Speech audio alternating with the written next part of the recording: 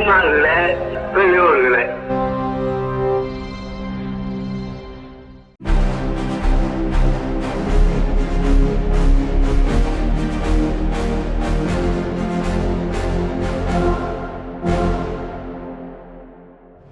அனைவருக்கும் வணக்கம். சுயமரியாதை, பகுத்தறிவு, சமூக நீதி கருத்துக்களை கொண்டு வெளிவரும் உலகின் ஒரே பகுத்தறிவு நாளேடு விடுதலையில் வந்துள்ள இன்றைய செய்திகளை பார்க்கலாம். அவசர சட்டம் மூலம் மேலும் 4 உச்சநீதிமன்ற நீதிபதி பதவிகள். சமூக நீதி முதல் களபலியாகக்கூடாது. மதச்சார்பின்மையும் சமூக நீதியும் காக்கப்படும் வகையில் நியமனங்கள் நடைபெற வேண்டும் என திராவிடர் கழகத்தின் தலைவர் ஆசிரியர் அவர்கள் அறிக்கை விடுத்துள்ளார். மும்மொழி கொள்கையை திமுக தொடர்ந்து எதிர்த்து வருகிறது. புதிதாக பதவியேற்றுள்ள அரசு தமிழ்நாட்டு மக்களின் உணர்வை புரிந்து கொண்டு மும்மொழி கொள்கையை தொடர்ந்து எதிர்க்க வேண்டும். எந்தவிதமான மொழி திணிப்பையும் ஏற்றுக்கொள்ள முடியாது என நெல்லையில் திமுக துணை பொதுச் செயலாளர் மக்களவை உறுப்பினர் கனிமொழி தெரிவித்துள்ளார். தெரு நாய்களை பொது இடங்களிலிருந்து அப்புறப்படுத்தும்படி 2025ஆம் ஆண்டு பிறப்பித்த உத்தரவை எதிர்த்து தாக்கல் செய்யப்பட்ட மனுக்களை உச்சநீதிமன்றம் தள்ளுபடி செய்து உத்தரவிட்டுள்ளது. தெரு நாய்களை சட்டப்பூர்வமாக அனுமதிக்கப்பட்ட நடைமுறைப்படி கருணை கொலை செய்யலாம் என நீதிபதிகள் உத்தரவிட்டுள்ளனர். வாகனங்களில் மாடுகளை கொண்டு செல்ல பிறப்பு சான்றிதழ் கட்டாயமாம். மேற்கு வங்கத்தில் பாஜக ஆட்சி அமைத்து 1 மாதம் கூட ஆகாத சூழலில் அதன் அறிவிப்புகளால் ஒட்டுமொத்த மாநிலமே பதற்றமாக காணப்படுகிறது. பிணை என்பது விதி, சிறை என்பது விதிவிலக்கு என்ற தலைப்பில் இன்றைய விடுதலையின் தலையங்கம் இடம்பெற்றுள்ளது. நாடு முழுவதும் பெரும் பரபரப்பை ஏற்படுத்தியுள்ள நீட் வினாத்தாள் கசிவு விவகாரத்தில் ராஜஸ்தான் மாநிலத்தை சேர்ந்த ஒரே குடும்பத்தைச் சேர்ந்த 5 பிள்ளைகள் முறைகேடாக அதிக மதிப்பெண்கள் பெற்று மருத்துவக் கல்லூரியில் சேர்ந்த அதிர்ச்சி தகவல் சிபிஐ விசாரணையில் தெரிய வந்துள்ளது. நீட் வினாத்தாள் கசிவு விவகாரம் தேசிய தேர்வு முகமை தலைவருக்கு நாடாளுமன்ற நிலைக்குழு அழைப்பாணை.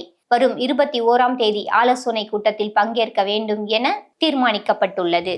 கேரள முதலமைச்சராக பதவியேற்றுள்ள வி.டி. சதீசன் ஜூன் 15ஆம் தேதி முதல் அரசு பேருந்துகளில் பெண்கள் இலவசமாக பயணிக்கலாம் என்ற அறிவிப்பை வெளியிட்டுள்ளார். முதலமைச்சரான பிறகு அவர் இதற்கான கோப்பில் முதல் கையெழுத்திட்டுள்ளார் என்பது குறிப்பிடத்தக்கது.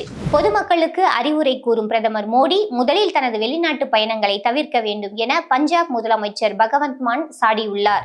ஜப்பான் தலைநகர் டோக்கியோவில் கடந்த 18 ஆண்டுகளாக உணவகம் நடத்தி வந்த இந்தியர் ஒருவர் அங்குள்ள கடுமையான குடியேற்ற விதிகள் மற்றும் அவரது மதவாத பதிவுகள் காரணமாக விசா புதுப்பிக்கப்படாமல் குடும்பத்தோடு நாட்டை விட்டு வெளியேற உத்தரவிடப்பட்டுள்ளார். இந்தியாவில் கடந்த 2 நாட்களில் அடுத்தடுத்து 3 முக்கிய ரயில் தீ விபத்துகள் ஏற்பட்டுள்ளதால் பயணிகள் மத்தியில் பெரும் பரபரப்பும் அச்சமும் நிலவி வருகிறது.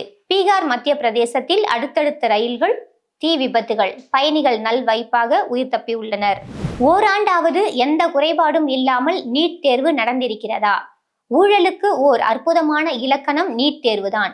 மாநில உரிமைகளுக்காக எப்போதும் போராடக்கூடிய மண் தமிழ்நாடு என்று சென்னையில் நடைபெற்ற மக்கள் திரள் ஆர்ப்பாட்டத்தில் திராவிடர் கழகத்தின் தலைவர் ஆசிரியர் அவர்கள் ஆற்றிய உரையின் நேற்றைய தொடர்ச்சி இன்றைய விடுதலையில் இடம்பெற்றுள்ளது. திமுக கூட்டணியில் தான் தொடர்கிறோம் என்று விடுதலை சிறுத்தைகளின் கட்சி தலைவர் தொல் திருமாவளவன் தெரிவித்துள்ளார். முதலமைச்சரின் தனி செயலாளர்களுக்கு துறைகள் ஒதுக்கீடு செய்யப்பட்டு தமிழ்நாடு அரசு அரசாணை வெளியிட்டுள்ளது. தமிழ்நாட்டில் தொடர்ந்து அரங்கேறி வரும் குற்ற சம்பவங்களில் புதுக்கோட்டையில் மாற்றுத்திறனாளி பெண் கூட்டு பாலியல் வன்கொடுமை, பாதுகாப்பற்ற சூழ்நிலை நிலவுவதாக சமூக ஆர்வலர்கள் குற்றம் சாட்டி வருகின்றனர். தமிழ்நாட்டில் கோடை விடுமுறைக்கு பிறகு ஜூன் 1ஆம் தேதி பள்ளிகள் திறக்கப்படவிருக்கின்றன. உர உற்பத்தியை அதிகரிக்க நடவடிக்கை எடுக்கவில்லை. ஒன்றிய அரசின் அலட்சிய போக்கே உர விலை உயர்வுக்கு காரணம் என இந்திய கம்யூனிஸ்ட் கட்சி கண்டனம் தெரிவித்துள்ளது. சிகாகோ சாலை விபத்தில் இந்திய மாணவி உயிரிழப்பு. தவேக ஆட்சியில் அதிமுக, பாஜக ஆதரவாளர்களுக்கே அரசு வழக்கறிஞர்கள் பதவி வழங்கப்பட்டுள்ளதாக தவேக வழக்கறிஞர்கள் அதிருப்தி தெரிவித்து வருகின்றனர். பிரதமர் நரேந்திர மோடிக்கும் அவரது அரசுக்கும் தொலைநோக்கு பார்வை இல்லை என்று குற்றம் சாட்டியுள்ள காங்கிரஸ் தலைவர் மல்லிகார்ஜுன் கார்கே பணவீக்க உயர்வுக்கு அவர்களே பொறுப்பு என்றும் தெரிவித்துள்ளார். தாழ்த்தப்பட்ட சமூக பெண்கள் மூங்கிலை போல மென்மையாக வளைந்து கொடுத்தாலும் அவர்கள் பலவீனமானவர்கள் அல்ல என பெங்களூரில் நடைபெற்ற தேசிய தாழ்த்தப்பட்ட மகளிர் கருத்தரங்கில் மனித உரிமை செயற்பாட்டாளர் ரூத் மனோரமா தெரிவித்துள்ளார்.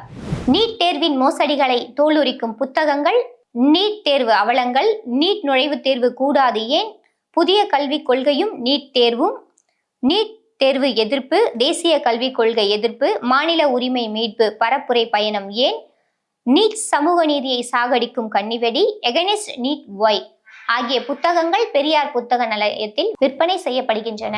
மேலும் இன்றைய விடுதலையில் பல்வேறு வரலாற்று சிறப்புமிக்க தகவல்கள், ஆதாரங்களுடனும் புள்ளி விவரங்களுடனும் இன்றைய விடுதலையில் இடம்பெற்றுள்ளன. மேலும் மகளிர் அரங்கம் பகுதி உள்ளது, வாசகர்கள் அவற்றை படிக்கவும்.